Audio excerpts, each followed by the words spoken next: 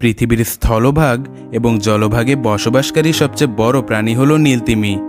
এটি পৃথিবীর সবচেয়ে বড় স্তন্যপায়ী প্রাণী।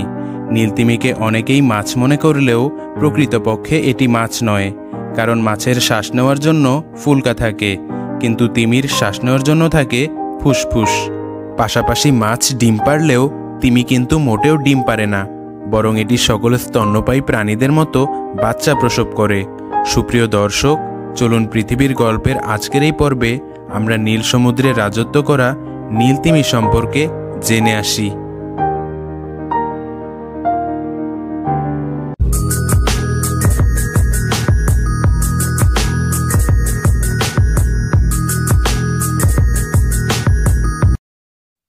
পৃথিবীর সুবিশাল সাগর মহাসাগরের নানান জায়গায় নানান প্রকার তিমি দেখতে পাওয়া যায়। এদের মধ্যে উল্লেখযোগ্য হল স্পার্ম ওয়েল, হাম্পব্যাক ওয়েল, কিলার ওয়েল, বেলুগা ওয়েল এবং ব্লু ওয়েল বা নীলতিমি। তবে সকল তিমির মধ্যে নীলতিমি সবচেয়ে বেশি জনপ্রিয়, কারণ এরা আকারে সুবিশাল এবং দানবীয়। ভারত মহাসাগর, অ্যান্টার্কটিক মহাসাগর, প্রশান্ত মহাসাগর, আটলান্টিক মহাসাগর সহ পৃথিবীর প্রায় সমস্ত মহাসাগরেই নীলতিমির দেখা মিলে। নাম নীলতিমি হলেও এর বর্ণ কিন্তু পুরোপুরি নীল নয়। এর বর্ণ অনেকটা ধূসর কালচে নীল বর্ণের মতো।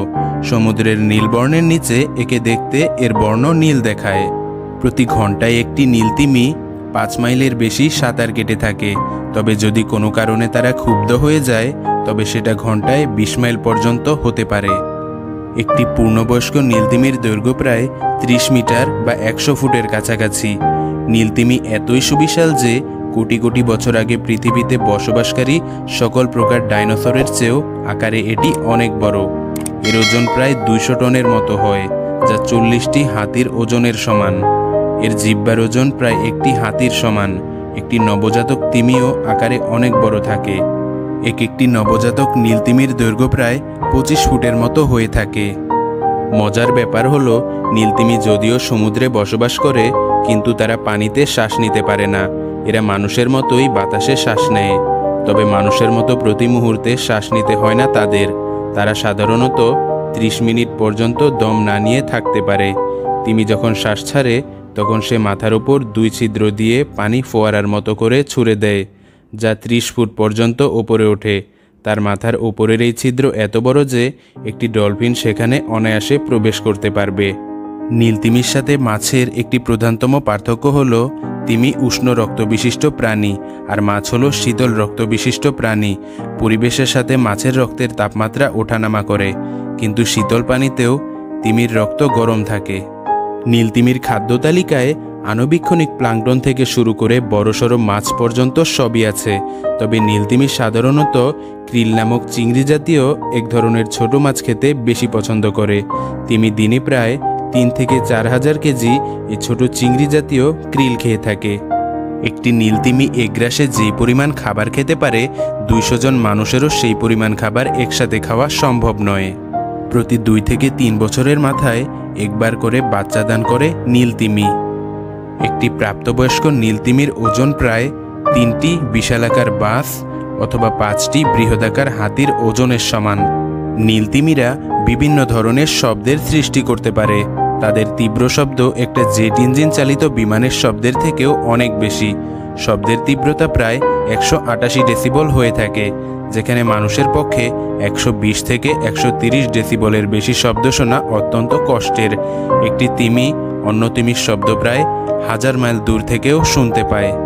নীলতিমিরা ঠান্ডা পানিতে সন্তান প্রসব করে না, তাই সন্তান জন্মদান করার পূর্বেই তারা উষ্ণ পানির সাগরের দিকে যাত্রা শুরু করে। নীলতিমির দুধ অনেকটা টুথপেস্টের মতো জমাট বাঁধা।